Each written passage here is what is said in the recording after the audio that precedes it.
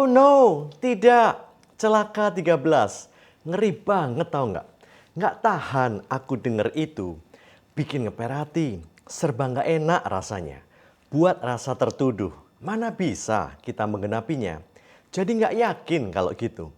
Selalu ada yang kurang. Jadi banyak kewajiban. Merasa kerdil saya. Pengen menyerah aja deh. Hal itu selalu menghantui saya. Jadi selalu was-was nih. Itulah efek yang muncul ketika kita mendengar suatu kabar buruk. Dalam episode Benci Keluarga Syarat Jadi Murid ini, kita akan bersiap-siap untuk membenci keluarga dan nyawa kita sendiri agar diangkat menjadi murid Yesus.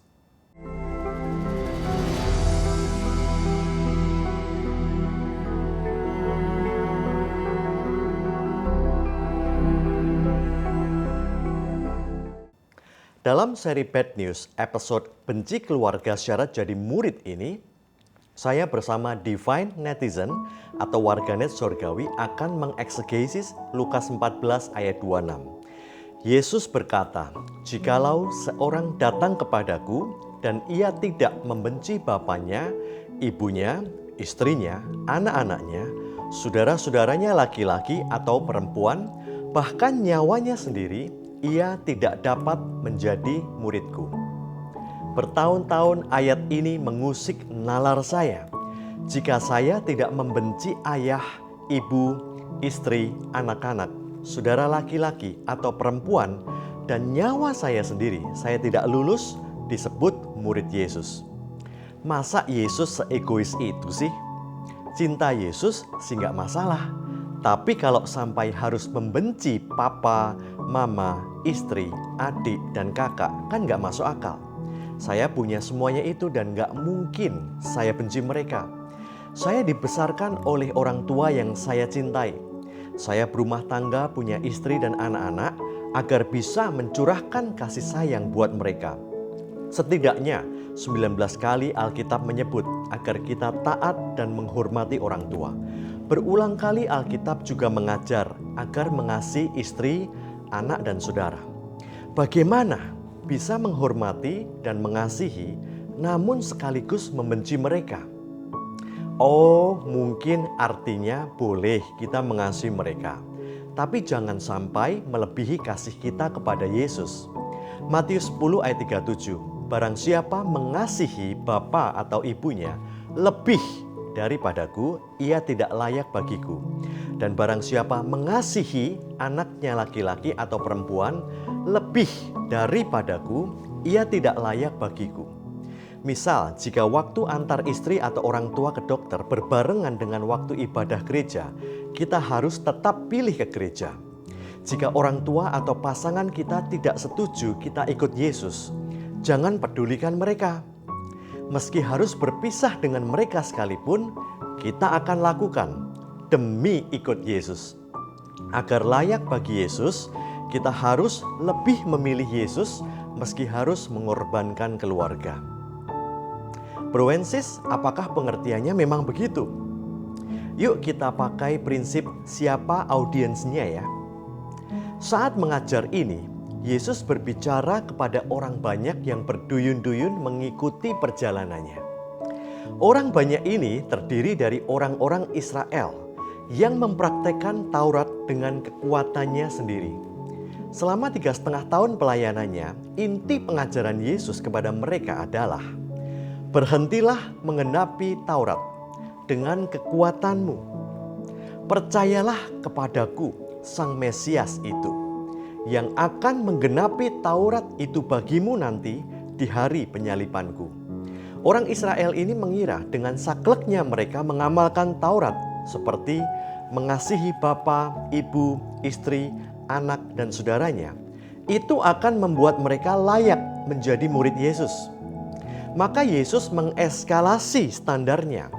Oke, kalian merasa sudah memenuhi Taurat dengan mengasihi sesama manusia, termasuk bapa, ibu, istri, anak, dan saudaramu kan? Sekarang aku berkata, tidak cukup itu. Untuk jadi muridku, kalian harus mengasihi aku melebihi kepada mereka. Disinilah sebetulnya letak pesan utamanya. Bukan soal sebesar-besar kasih kepada keluarga harus lebih besar kasih kepada Yesus. Bukan itu. Inti utama pesan ini adalah bagi orang yang merasa sudah bisa menjalankan perintah Taurat dengan setia, Yesus menaikkan standarnya. Standar barunya sekarang adalah kasihilah Yesus sebesar-besarnya melebihi apapun di dunia ini, termasuk nyawamu sendiri. Mana bisa kita mengasihi Yesus melebihi nyawa kita? Jujur saya nggak bisa. Mungkin saya bisa, namun hanya di bibir saja. Seperti Petrus, Yesus, lebih baik aku mati daripada menyangkalmu. Dan ternyata saya dan Petrus terbukti lebih rela menyangkal Yesus daripada mati dibunuh. Mampukah kita mengasihi Yesus dengan mengorbankan keluarga dan nyawa kita sendiri? Atau kita hapus deh biar lebih ringan. Gak usah pakai embel-embel mengorbankan keluarga atau mengorbankan nyawa deh. Mampukah kita cuma mengasihi Yesus titik? Kalimat barang siapa mengasihi bapak, ibu, istri, anak dan saudaranya lebih atau huper daripadaku, maka ia tidak layak bagiku. Itu berarti barang siapa tidak mengasihi aku dengan kasih agape, maka ia tidak layak bagiku. Kita tak mungkin bisa mengasihi Yesus dengan kasih agape. Berarti kita nggak layak jadi murid Yesus dong. Lalu kita ini murid siapa? Apakah kita jadi murid gelandangan yang nggak jelas nasibnya? Kalau saya sih sedih banget dengan status murid gelandangan ini. Saudara, lalu gimana sih kebenarannya? Yuk kita pakai prinsip kristosentris ya, bukan antroposentris. Kalau antroposentris kita kedepankan kasih kita kepada Yesus yang gak pernah nyampe itu. Perjanjian lama menekankan kasih kita kepada Tuhan.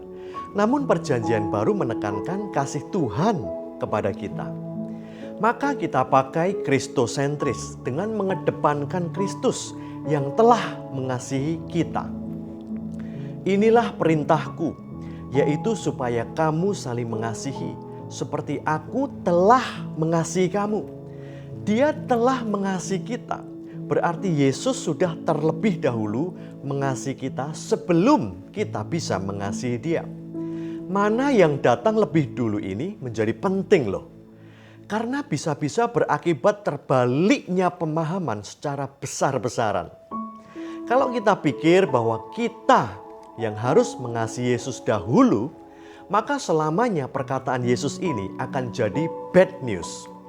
Tapi kalau kita percaya bahwa Yesus yang mengasihi kita dahulu, maka ini menjadi good news. Inilah kasih itu. Bukan kita yang telah mengasihi Allah, tetapi Allah yang telah mengasihi kita. Kita mengasihi karena Allah lebih dahulu mengasihi kita.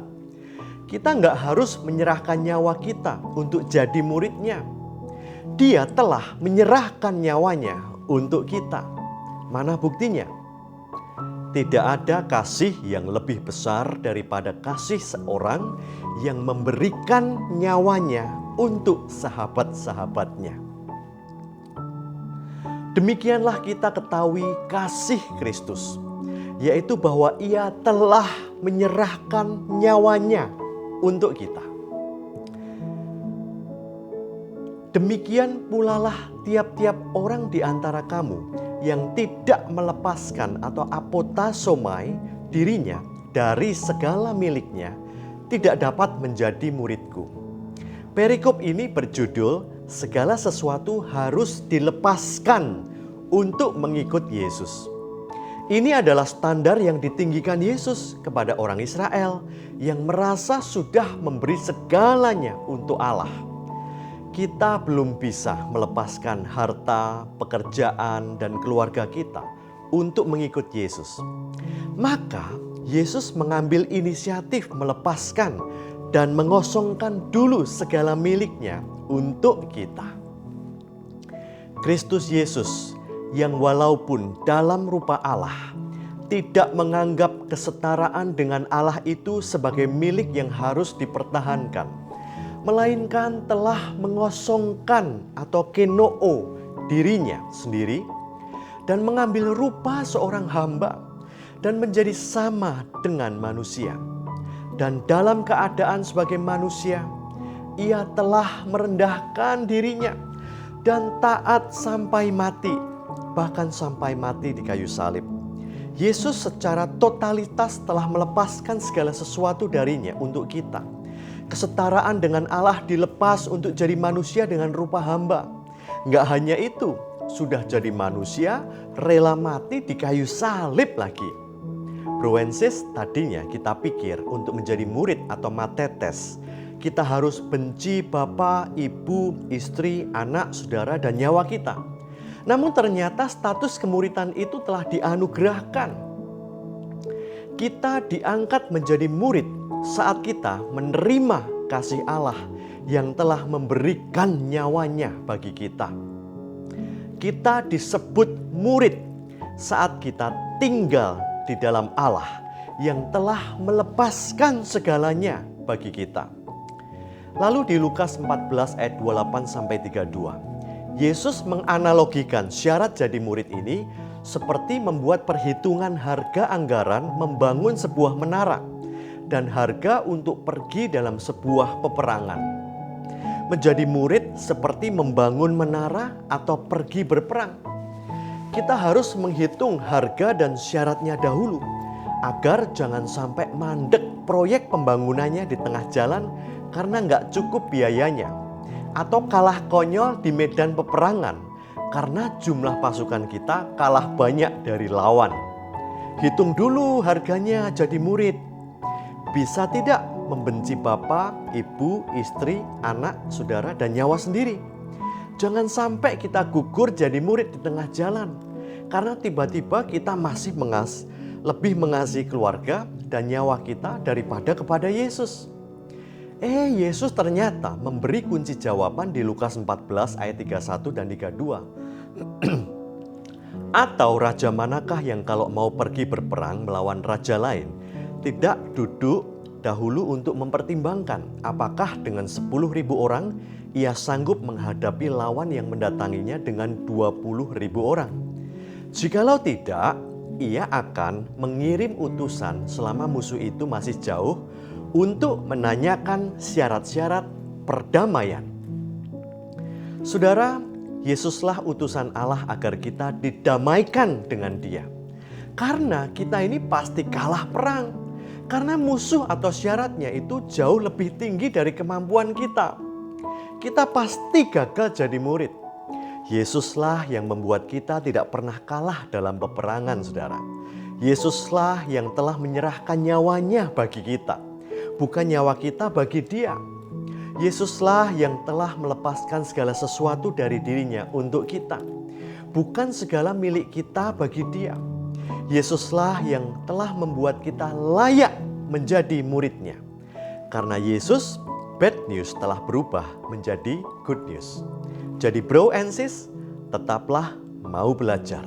Sebab asal kita mau belajar, bad news akan menjadi good news. Stay shocked. Until next, bad news.